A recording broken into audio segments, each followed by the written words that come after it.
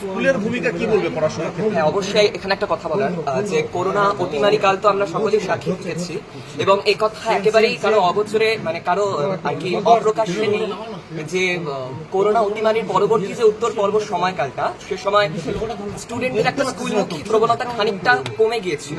কিন্তু যাই হোক, পরবর্তীতে সরকারের প্রচেষ্টাই হোক কিংবা আমাদের শিক্ষকদের ক্রমাগত উৎসাহ সবকিছু নিয়ে আবারও কিন্তু আমরা স্কুলমুখী হই এবং তারপরেই স্কুলে গিয়ে সেখানে টিচাররা নিয়মিতভাবে আমাদের সাহায্য করতেন। যদিও আমার স্কুল টিচাররা বলবেন যে আমি স্কুল অতটা নিয়মিত ছিলাম না, কিন্তু তা নয়, অবশ্যই স্কুল টিচাররা সব সময় আমার পাশে ছিলেন।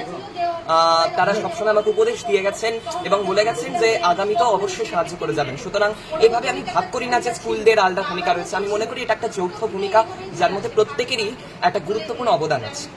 যারা এবার মাধ্যমিক দিবে তাদের কি সাজেশন করবে? যারা মাধ্যমিক দিবে তাদেরকে একটা কথাই বলবো যে কনসেপ্ট গ্রো করতে হবে, কেবলমাত্র মুখস্থ করলে চলবে না।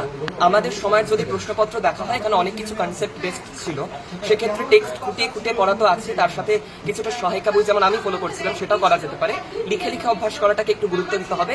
আর সবচেয়ে বড় কথা, কৌতূহল তোমাকে শেখাবে যে কি করে জিনিস জানতে হয়। সুতরাং সেই জ্ঞান পিপাসা বা তৃষাটাকে বাড়াতে হবে, এটাই আমার উপদেশ। সারাদিনে কিভাবে পড়াশোনা করতে?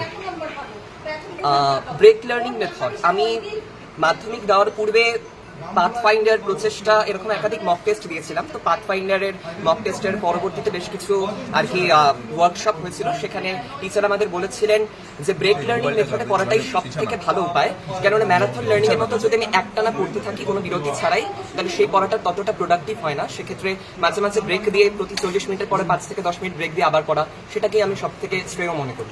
বোর্ডে প্রথম এটা কি এক্সপেক্ট করেছিলেন? প্রথম এক্সপেক্ট একেবারে করিনি সেভাবে আর কি, তবে প্রথম 10 একটা কিছু করবো ভাবছিলাম। আগামীতে যারা মাধ্যমিক দিবে